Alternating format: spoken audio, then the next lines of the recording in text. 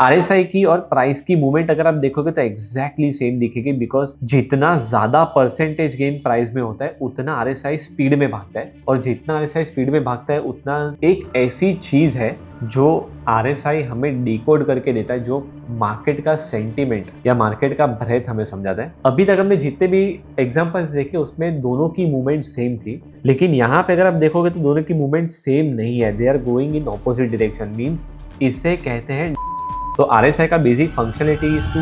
Hi friends, welcome back to coin speech. आज के topic पे हम एक पेन पॉइंट के ऊपर बात करने वाले, एक ऐसा पेन पॉइंट जो usually as a buyer of crypto currencies ये फेस करते हैं कि हम जब तक गेज करते हैं कि मार्केट कौन से डायरेक्शन में या कब तक बिटकॉइन चलेगा, तब तक तो टाइम आ जाता है कंप्लीशन का और रिवर्सल का।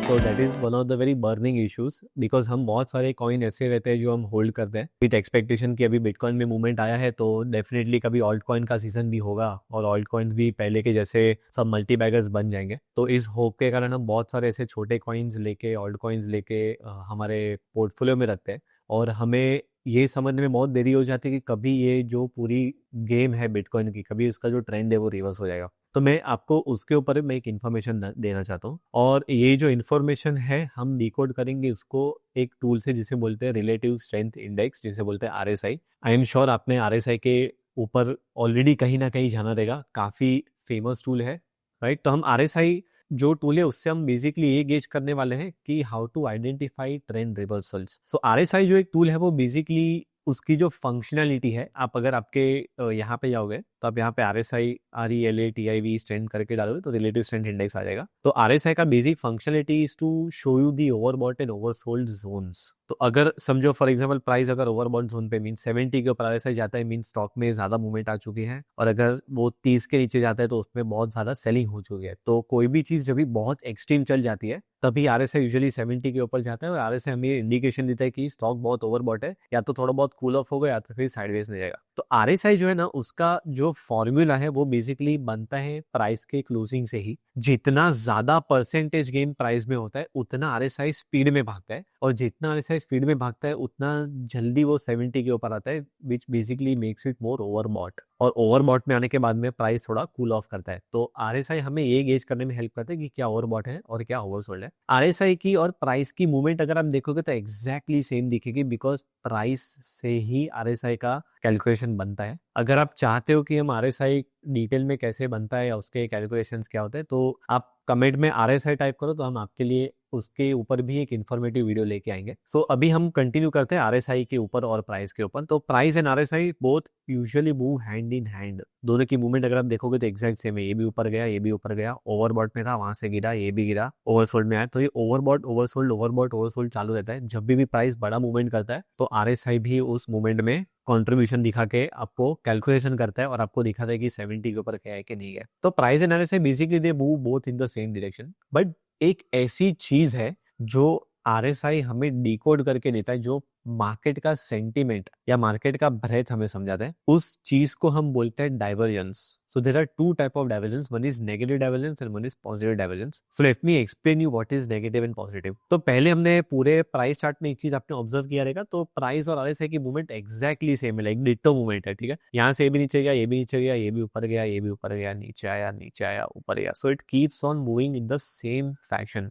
बट कभी कभार है ना, प्राइस में एक ऐसा इंडिकेशन आता है जो आरएसआई डिकोड करके दिखाता है। Okay, so that indication is basically, अगर आप ये बिटकॉइन का चार्ट यहाँ पे देखो तो इसमें एक तरीके की ऐसी मूवमेंट हुई है जहां पे प्राइस के अगर आप हाईस को नोटिस करो तो प्राइस नए हाईज मार रहा है, और अगर आप आरएसआई को देखोगे तो आरएसआई नया हाई नहीं मार रहा है। ये नोटिस आपने किया होगा। अभी तक हमने जितने भी एग्जांपल्स देखे उसमें दोनों की मूवमेंट सेम थी, लेकिन यहाँ पे अगर आप देखोगे तो दोनों की मूवमेंट सेम नहीं है, they are going in opposite direction. Means इसे कहते हैं डाइवर्जेंस। जब भी प्राइस एक डायरेक्शन में आपको मूवमेंट दिखा रहा है और आरएसआई किसी अलग ही डायरेक्शन में जा रहा है, both are going in the opposite way, they are diverging, इसको बोलते हैं डाइवर्जेंस। सो डाइवर्जेंस क्यों आता है पहले हम समझते हैं। सो डाइवर्जेंस का बेसिक मेथड ये है कि आरएसआई जब भी आरएसआई है ना मोमेंटम को कैलकुलेट करता है, जब भी प्राइस बहुत स्पीड में भागता है ओके, परसेंटेज गेन बहुत ज्यादा होता है तो आपको यूजुअली दिखेगा कि RSI ना 70 के ऊपर 80, 90, 95 भी मार देगा। उसके बाद में अगर उसके पहले के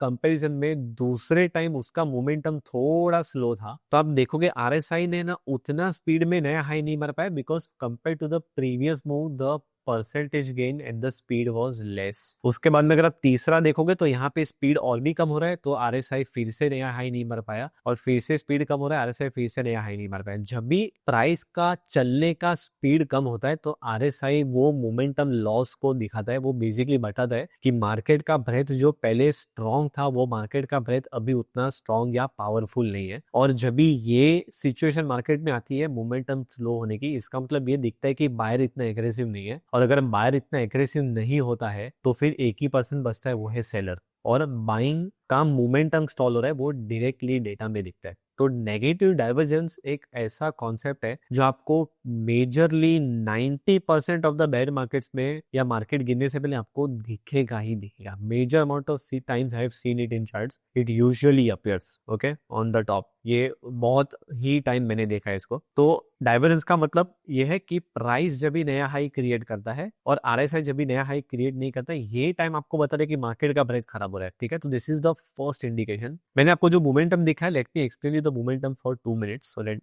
आपको इजी पड़ेगा। इस पॉइंट से इस पॉइंट अगर आप देखोगे तो परसेंटेज गेन देखो 137% है, लेकिन आप अगर इससे इस पॉइंट से यहाँ पे देखोगे तो परसेंटेज गेन इज ओनली 95%, मतलब 130% से 95% पे आ गया, मोमेंटम कम हुआ। फिर अगर आप यहाँ से इसे देखोगे तो momentum is still declining to कितना परसेंट हो गया, अभी यहाँ पे 44% बचा है मोमेंटम। और फिर उसके बाद का जो हाई था वहां पे मोमेंटम वाज 28%, मींस आपको दिख रहा है कि स्पीड कम हो रहा है। स्पीड कम होता है तो डाइवर्जेंस के बाद में मार्केट में यूजुअली कराया जाता है। Okay, so this is how basically you can catch a market movement reversal. पहले के बाद दूसरा कन्विक्शन, आई मीन दूसरा पॉइंट देखते हैं जहां पे कन्विक्शन हाई था। यहाँ पे भी देखो प्राइस ने नया हाई मारा है और RSI ने देखो नया हाई नहीं मारा है। इस पॉइंट पे अगर आप देखोगे तो नेगेटिव डाइवर्जेंस है। उसके बाद में बिटकॉइन में दूसरा बड़ा फॉल है। बिटकॉइन के इस पे सबसे बड़ा क्रैश ये वाला है जहां पे डाइवर्जेंस था। उसके बाद में एक और बड़ा क्रैश है जहां पे डाइवर्जेंस था। ठीक है, और अगर आप और भी आगे जाके देखेंगे यहाँ पे, so there were multiple levels जहां पे bitcoin has given this divergence and it has fallen down. यहाँ पे भी अगर हम देखोगे इस हाई के सामने इस हाई को और इस हाई के सामने इस हाई को, तो there was again negative divergence, again a fall. Bitcoin में रिसेंटली अगर आप देखोगे ये डेली चार्ट्स में हो गया, if you go to weekly charts you will even get more data.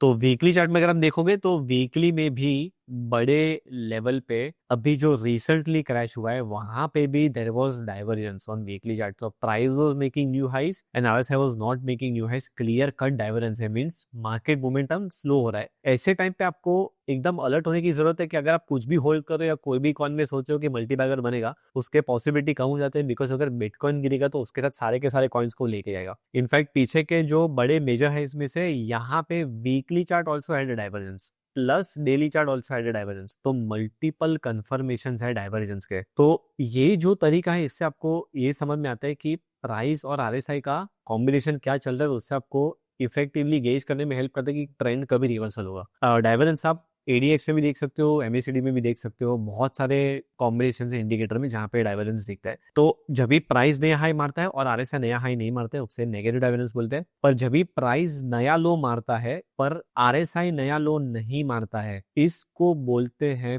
Positive divergence. मतलब नीचे प्राइस के टूटने में उतना मोमेंटम स्ट्रांग नहीं है जितना पहले था, और जब भी गिरने में अगर मोमेंटम स्लो होता है तो वहां पे एक ही बंदा होता है, बायर जो स्ट्रांग होता है। सेलर की वीकनेस यहाँ पे दिखती है। इसलिए जब भी प्राइस नए लो मारता है लेकिन RSI नए लो नहीं मारता है तो उसे पॉजिटिव डाइवर्जेंस बोलते हैं। तो positive divergence is to identify कहाँ पे मार्केट बॉटम आउट हो रहा है, और negative divergence is to identify कहाँ पे मार्केट टॉप आउट हो रहा है। अगर आपको बिटकॉइन में मल्टीपल डाइवर्जेंस दिखे, इसका मतलब यह है कि आपके पास अगर कोई भी ऑल्ट कॉइन है या इथेरियम है या सोलाना है, बिटकॉइन के गिरने के बाद कोई भी नहीं टिकता है। और मैंने आपको पीछे के जितने भी एग्जांपल्स दिखाए उन सारे के सारे बड़े बेयर मार्केट के क्रैश में डाइवर्जेंस था ही, और इनफैक्ट अभी का जो क्रैश है उसमें भी डाइवर्जेंस है। So divergence will help you to understand कहाँ पे मोमेंटम मार्केट का स्लो हो रहा है। So whenever you use an RSI, make sure that you keep the default RSI only। और RSI का जो पैरामीटर है उसमें मैंने इनपुट में जाके खाली RSI बेस्ड MA को हटा दिया है। मैं खाली RSI को देखता हूँ। 70-30 का ही लेवल जो डिफॉल्ट है लेवल वो ही देखना है आपको। खाली इतना प्रिकॉशन लेना है कि जब भी आप मार्केट के टॉप पे हो तो make sure that you are waiting and seeing what is happening, is there any divergence that is taking place और नॉट। सो डाइवर्जेंस आपको हेल्प करेगा इफेक्टिव एग्जिट्स लेने के लिए, और अगर मार्केट कभी बॉटम आउट होने वाला रहेगा तो उधर पॉजिटिव डाइवर्जेंस भी आता है, तो आपको इफेक्टिव एंट्री लेवल्स के लिए भी पॉजिटिव डाइवर्जेंस हेल्प में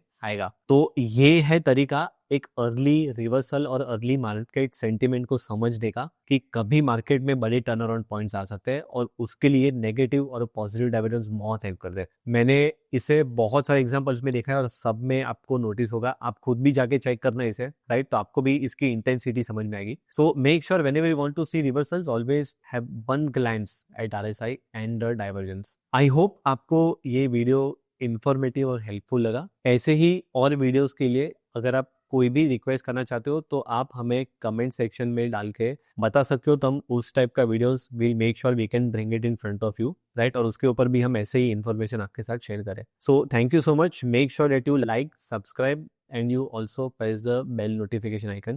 See you again very soon on our next video. Thank you so much. Crypto products and NFTs are unregulated and can be highly risky.